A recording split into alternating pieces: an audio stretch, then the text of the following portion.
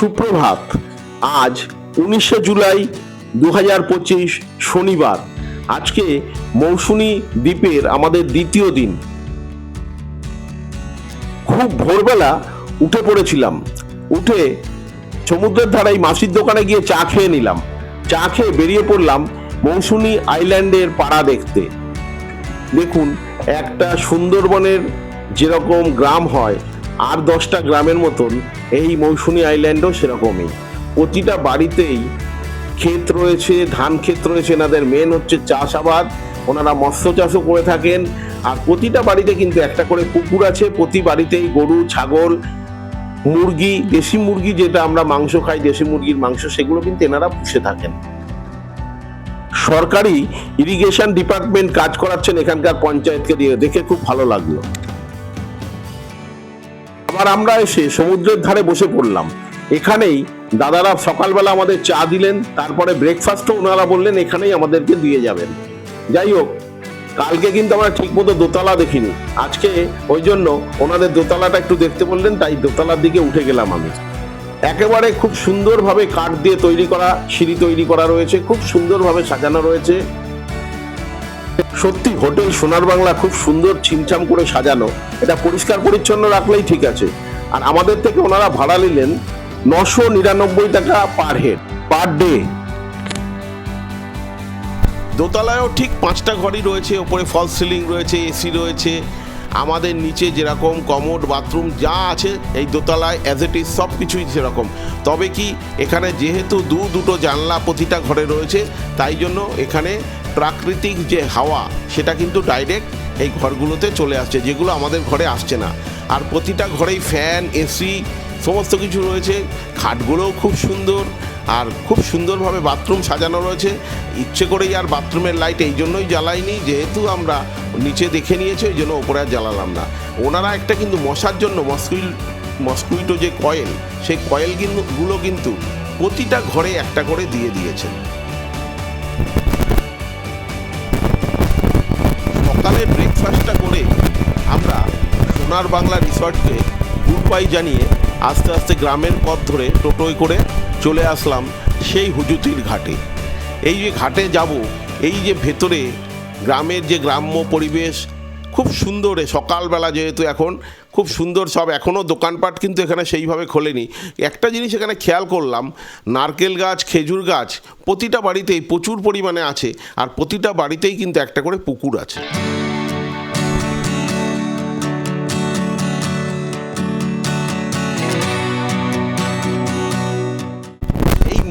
আইল্যান্ডের পঞ্চায়েত এখানকার টোটো ভাড়া একটা বেঁধে দিয়েছে।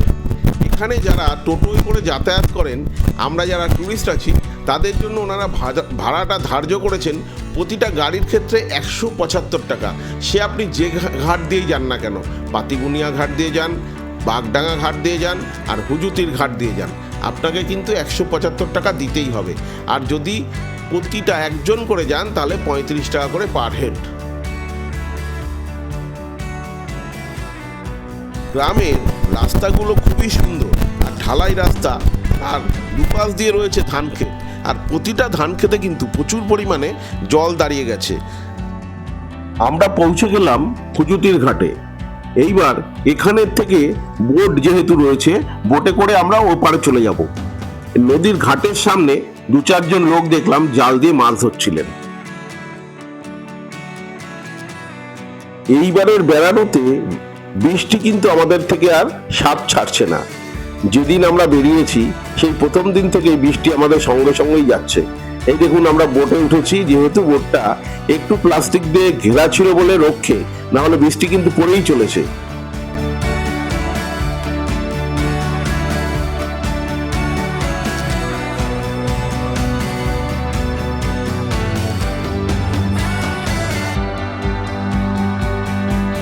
আড্ডা, ইয়ার্কি আর খুনসুটির মধ্যে দিয়ে আমাদের এই যাত্রাটা খুব জমে উঠেছে। কালকেও যেরকম সারাদিন আমরা আড্ডা ইয়ার্কি মেরেছি, আজকেও রাস্তায় যেতে যেতেও কিন্তু আড্ডা মারাটা আমাদের একটুও কমেনি, বরঞ্চ বেড়েই গেছে বলতে গেলে। যাই হোক, এখানে দেখুন বোটে করেই সবাই পারাপার করেন, তাদের গাড়ি ঘোড়াও পারাপার করেন কিন্তু এই বোটে করে। সাইকেল বলুন আর মোটর সাইকেল বলুন, সবই কিন্তু এই বোটে করেই পারাপার হয়। মাছ ধরা হচ্ছে।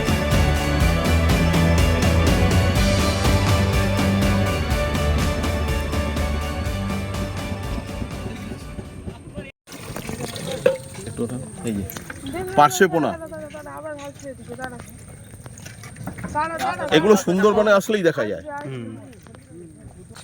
সব পার্শে পোনা যাচ্ছে এগুলো সব। ওই দেখুন ওখানে ভদ্রলোক ধরছিলেন, জাল নিয়ে হাতে উঠে আসলেন।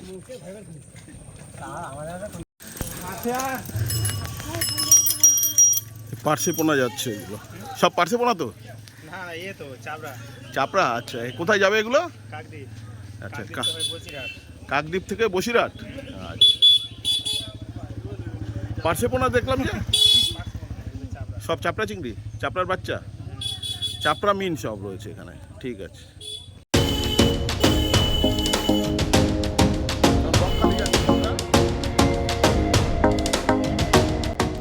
এই মাসিরা ভ্যান দাঁড় করে আমাদের থেকে 50 টাকা মনসা পুজোর চাঁদা নিল।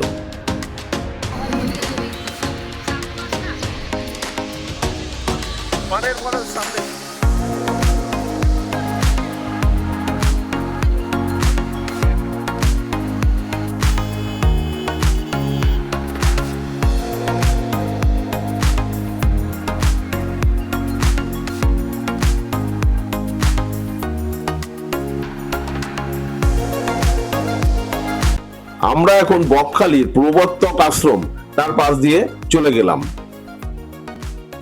হোটেল বকখালি। আমরা সোজা চলে গেছি, আমাদের হোটেল ছিল হোটেল ব্লু মুন।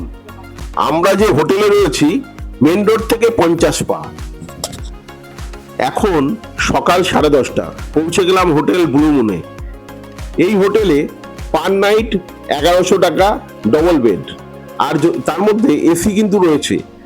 একটা জিনিস লক্ষ্য করলাম, বকখালিতে আপনি 250, 300 থেকে আরম্ভ করে 1000, 1500, 2000, 2500 যেরকম আপনি হোটেল চাবেন সব রকমের হোটেলেরই বন্দোবস্ত আছে। আমাদের যে হোটেলটি খুবই সুন্দর, 1100 টাকার মধ্যে উইথ এসি, ফ্যান সব, এবং জেনারেটর চলবে। যদি কারেন্ট অফ হয়ে যায় জেনারেটর সাথে আছে, যার জন্য এত সুন্দর হোটেলটায় আমি ঢুকেছিলাম। আপনাদেরকে বলবো আপনারাও পারলে এই হোটেলেই আসুন। বিশু হোটেলের বয়কে দিয়ে টোটো থেকে সমস্ত মালপত্র নামিয়ে নিল। আমরা রিসেপশনের দিকে রওনা দিলাম। হোটেল ব্লু মুনে নাম এন্ট্রি করিয়ে আমরা ভেতরে প্রবেশ করলাম, নিজেদের ঘরের দিকে রওনা দিলাম। Hotel blue moon. আপনার জল ফুল নিয়ে কথা থেকে গেলেন, ওটা টোটালটা বিল্ডিংটাকে করে ফেললে এইটা আপনাদের রুমে জল ঢুকেছে জল।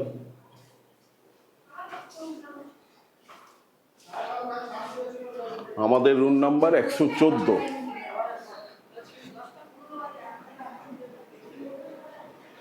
এসি রয়েছে, ফ্যান চলছে, পর্দা, সামনে দেখুন জানলা রয়েছে একটা, এদিকেও সামনে জানলা রয়েছে। বাহ, খুব সুন্দর ব্যালকনি।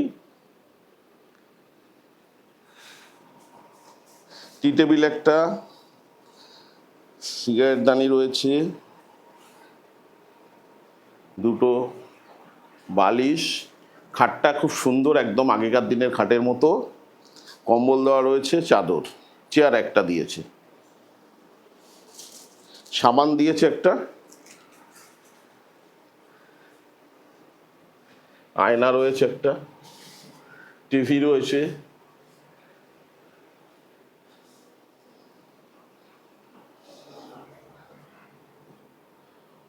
কমোড, গিজার,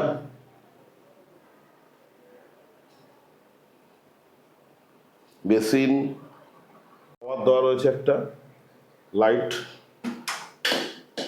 জামা প্যান্ট রাখার জায়গা রয়েছে।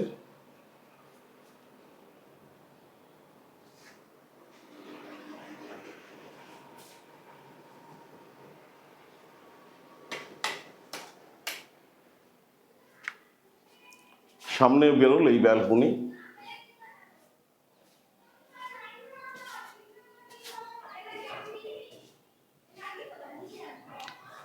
এক একটা, একদিকে 5টা রুম, ওদিকে 5টা, 10টা রুম রয়েছে। আমরা রয়েছি ফার্স্ট ফ্লোরে, অর্থাৎ দোতলা।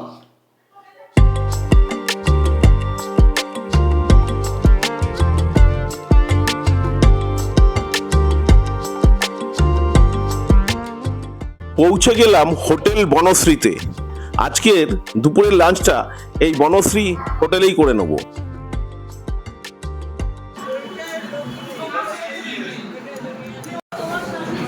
বকখালিতে চলে এসেছি, Bakkhali hotel Banashree, Banashree AC hotel. আজকে দুপুরবেলা খেতে বসে গেছি এখানে। এখানে মেনু হচ্ছে মাটন আছে, আর আমরা নিয়েছি কাতলা আর পার্সে মিল। দেখা যাক কিরকম কি খাবার দাবার দেখি। জিরে রাইস দিয়েছে, মানে ভাজা আছে, আলু ভাজা, শুক্তো রয়েছে, পেঁয়াজ, শসা, লেবু রয়েছে, মাটন রয়েছে, ডাল রয়েছে, কাতলা মাছ। মৌসুমী আইল্যান্ড বলুন আর বকখালি, যেখানেই যাচ্ছি খাবারের মানটা কিন্তু যেরকম ভালো, সেরকমই রান্নাগুলোও খুবই সুন্দর। এই যে পার্সে মাছটা যেমন বড় সেরকম রান্না। আজ শনিবার, তাই বকখালির সমুদ্রের পাড়ে যে মন্দির রয়েছে, এই মন্দিরে বড় ঠাকুরের পুজো হচ্ছে, সাথে কালী পুজোও হচ্ছে। সমুদ্রের পাড়ে বিভিন্ন ধরনের দোকান রয়েছে, কোনোটা প্রসাধনীর দোকান, কোনোটা বাচ্চাদের খেলনার দোকান। এরকমই একটা খেলনার দোকানে উমা নাতির জন্য একটা 100 টাকা দিয়ে কুমির কিনলো। দেখুন আমার সামনেই রয়েছে একটি প্রসাধনী সামগ্রীর দোকান। এখানে আবার বিভিন্ন ধরনের ঠাকুরও বিক্রি হচ্ছে, সেরকম আবার বাচ্চাদের বল, বিভিন্ন ধরনের টয়েস এগুলো বিক্রি হচ্ছে। দেখুন বকখালি যে এখনো গ্রামই আছে সেটা কিন্তু বোঝা যাচ্ছে। এই যে গরুগুলো দেখুন, চরে, সমুদ্রের যে চর রয়েছে সেই চরে চড়ে বেরিয়ে ওরা এখন আবার নিজেদের ঘরে ফিরছে। কোস্টগার্ড এখানে আবার বোর্ড লাগিয়ে দিয়েছেন, আমরা যেন এখানে দুর্ঘটনাপ্রবণ এলাকা, তাই জন্য। দেখতে দেখতে আমরা পৌঁছে গেলাম মাছের বাজারে। বিভিন্ন ধরনের কাঁচা মাছ এখানে ভেজে ফ্রাই করে রান্না করে দেওয়া হচ্ছে। যে যেরকমটা কিনছেন, কোনোটা 100 টাকা, 150 টাকা, 200 টাকা। অক্টোপাস বিক্রি হচ্ছে, ছোটটা 150 টাকা, বড় 500 অবধি বিক্রি হচ্ছে। চিংড়ি মাছের থালি রয়েছে 100 টাকা, 150 টাকা, 250 টাকা। এখানে রয়েছে কাঁকড়া, কাঁকড়া বিভিন্ন দামে বিক্রি হচ্ছে, 200 টাকা 500 গ্রাম, তার মানে 400 টাকা কিলো। এইসব দেখে আমরা সমুদ্রের বিচের ধারে চলে আসলাম। এখানে সূর্যাস্ত দেখতে দেখতে চেয়ারে বসে গেলাম 1 ঘন্টার জন্য। প্রতিটা চেয়ারের ভাড়া নিচ্ছেন এনারা 20 টাকা করে। আর আমরা যেখানে বসে আছি এখান থেকে সমুদ্র কম করে হলেও 1.5 থেকে 2 কিলোমিটার দূরে রয়েছে।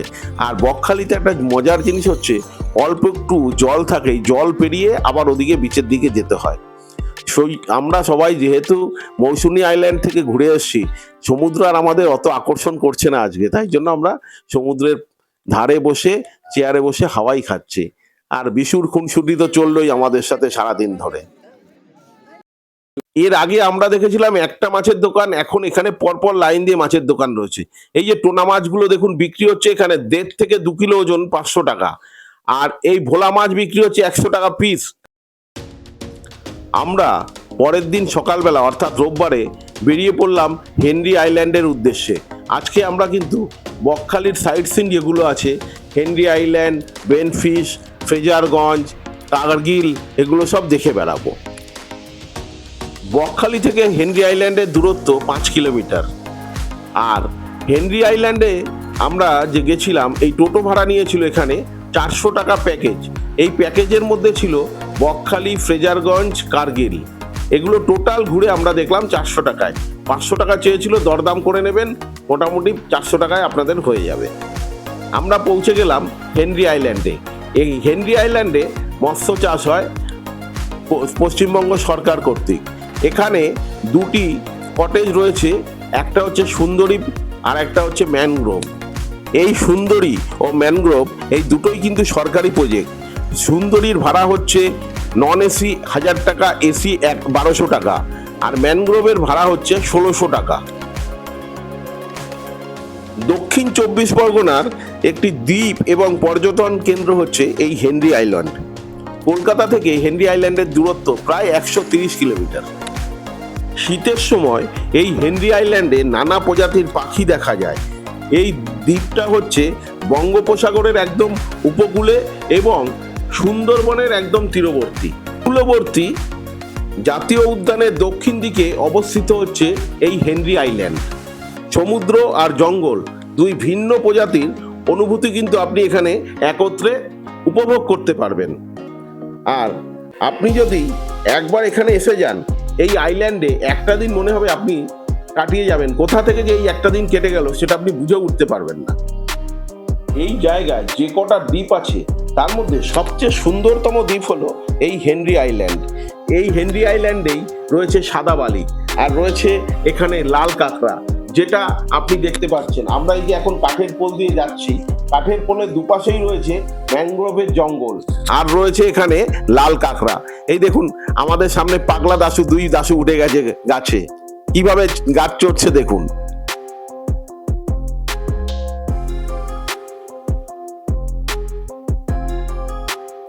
সাদা বালি, নির্জনতা আর কাঁচের মতো স্বচ্ছ সমুদ্রের জল একসাথে মিলে যেন এক স্বপ্ন জগৎ তৈরি করেছে এই হেনরি আইল্যান্ডে।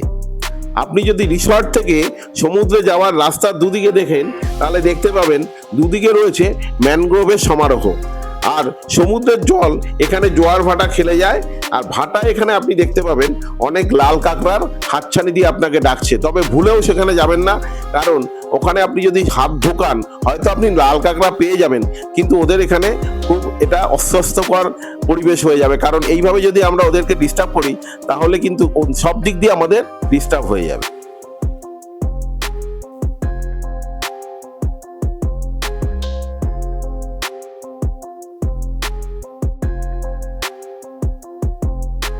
হেনরি আইল্যান্ড থেকে আমরা এবার ঢুকে পড়লাম ফ্রেজারগঞ্জে।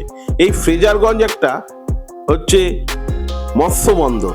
দেখুন এখানে ঢোকার মুখেই রয়েছে বিরল প্রজাতির বিভিন্ন সামুদ্রিক প্রাণী ধরায় নিষেধাজ্ঞা। সেই নিষেধাজ্ঞা জারি করে দিয়ে মৎস্য দপ্তর এখানে ব্যানার টানিয়ে দিয়েছেন।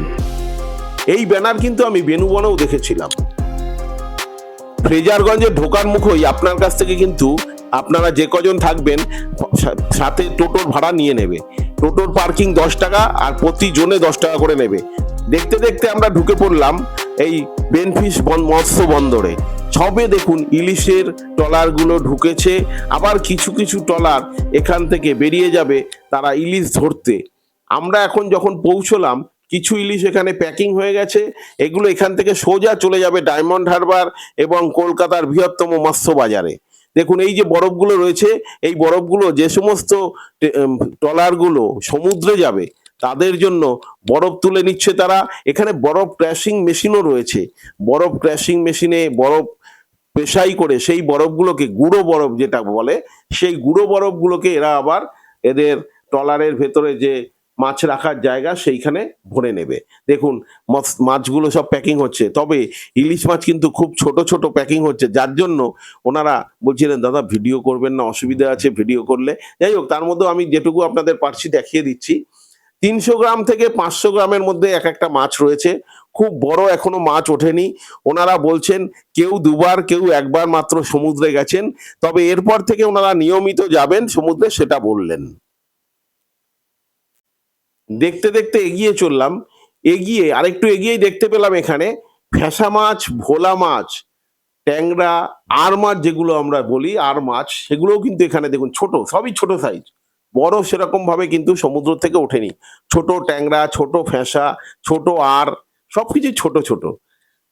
আর যেসব ইলিশ রয়েছে যেগুলো প্যাকিং হয়ে যাচ্ছে 300 থেকে 500 গ্রাম, এর বড় কিন্তু এখনো সমুদ্র থেকে মাছ আসছে না। ও আরেকটা কথা আপনাদের বলিনি, লোটে মাছ, লোটে মাছও কিন্তু প্রচুর উঠছে এখানে। আর একটু এগিয়েই দেখতে পেলাম এই যে ক্রেটগুলো রয়েছে, এই ক্রেটে দেখুন এখানে রয়েছে ভোলা মাছ, আর ট্যাংরা রয়েছে, আর রয়েছে ফ্যাসা মাছ। তবে আরেকটা জিনিস লক্ষণীয়, প্রচুর মাছ কিন্তু এখানে কাটা যায়। দেখুন অনেক মাছ এখানে নষ্ট হয়ে রয়েছে, এর মধ্যে ফ্যাসা মাছও রয়েছে, অন্যান্য মাছও যেগুলো খুব একটা ভালো না সেগুলো এখানে বেছে বেছে রাখা হচ্ছে। যে জালগুলো দিয়ে মাছ ধরা হয় সেগুলো দেখুন, এগুলোকেও বোঝাই করা হচ্ছে ট্রলারের মধ্যে। খুব শীঘ্রই এরা রওনা দেবে। পৌঁছে গেলাম দেখতে দেখতে আমরা ডাবের এখানে। এতক্ষণ ধরে মাছ দেখতে দেখতে ক্লান্ত হয়ে পড়েছিলাম, গলাও শুকিয়ে গেছিল, তাই জন্য এসে গেলাম এই দিদির কাছে ডাব খাওয়ার জন্য।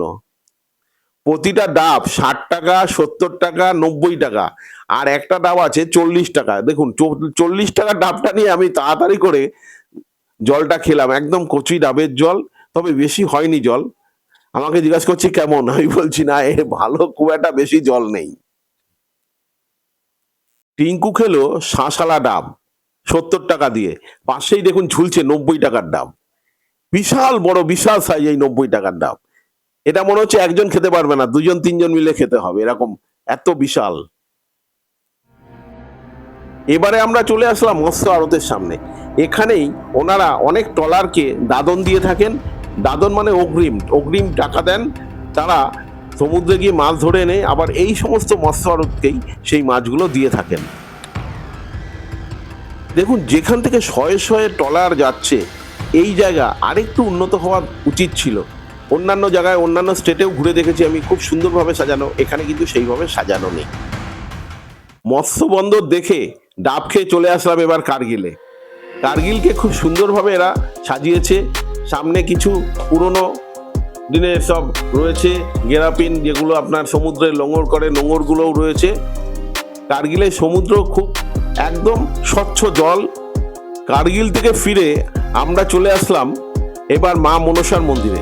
মা মনসার মন্দিরটাকে নতুন করে খুব সুন্দর করে সাজানো হয়েছে, রং করা হয়েছে। মন্দিরে বিভিন্ন দেবদেবীর মূর্তিও রয়েছে। আজকে আমরা যার জন্য এই জায়গা দেখতে যাচ্ছি, সেই ফেজাজ সাহেবের বাড়ির সামনে আমরা চলে এসেছি। শতাধিক বৎসরিক পুরনো এই বাড়ি এখন একদম দীর্ণ হয়ে পড়েছে। কোনোদিন দেখতে পাবো হয়তো সমুদ্রের গর্ভে বিলীন হয়ে গেছে। যাই হোক, এই বাড়ি দেখে আমরা আমাদের যাত্রা মোটামুটি শেষ করে নিয়ে আসলাম। এবার আমরা রওনা দেব নামখানার উদ্দেশ্যে।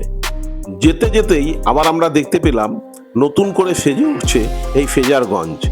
এখানে যে ঢালাই রাস্তা তৈরি হয়ে গেছে, আর সমুদ্রের পাড় দিয়ে একটা রাস্তা চলে গেছে সোজা ফেজারগঞ্জ থেকে একদম বকখালির উদ্দেশ্যে। দীর্ঘ 3 মাইল লম্বা এই রাস্তা।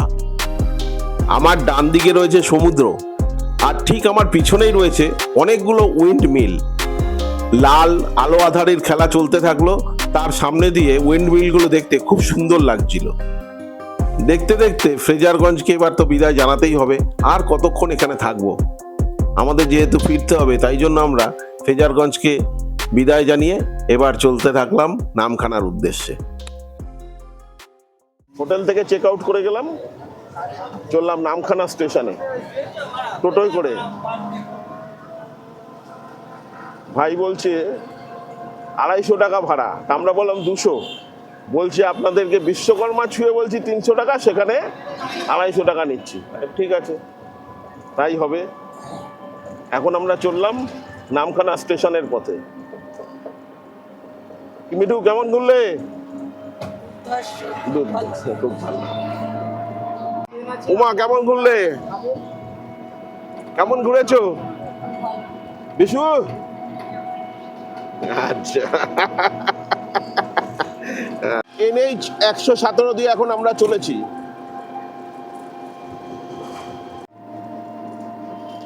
আমরা এখন যাচ্ছি, এটা লালপুর ব্রিজ, নামখানা।